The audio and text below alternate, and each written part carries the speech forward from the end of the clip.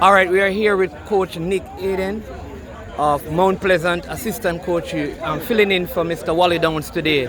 I mean, late start to the game.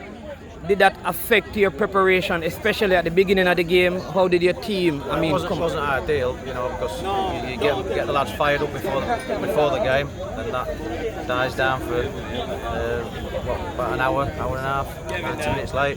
So not ideal, but no complaints. Can't really say it affected the performance too much.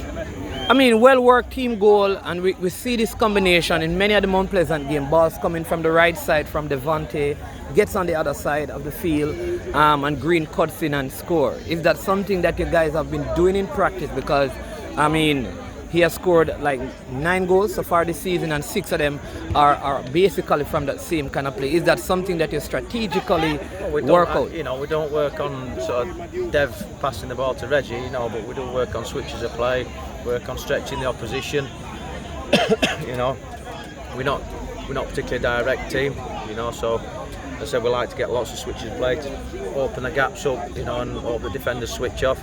And we know that, once Reggie gets in that inside left channel, he can go both ways. That's a benefit for Reggie, and then listen, we do work on that kind of shooting in training. Finally, you have a big game coming up this weekend against the table toppers and leaders, Dunbeholden. I mean, how are you preparing? What are the plans going into that game? Because again, Daniel Green came off today with an injury, and he has been the person who has scored in your last 3 games. I mean, what are the plans to get other players? It gives other players opportunity, and then they've got to step up. We've got there's other players in the squad that have got decent goal records. So it's up to them to step up. That's if Reggie's not available. Okay. All right, coach. Congratulations. First game in charge, and you get a victory. I'll retire, All the best. I'll retire now. Yeah. All right.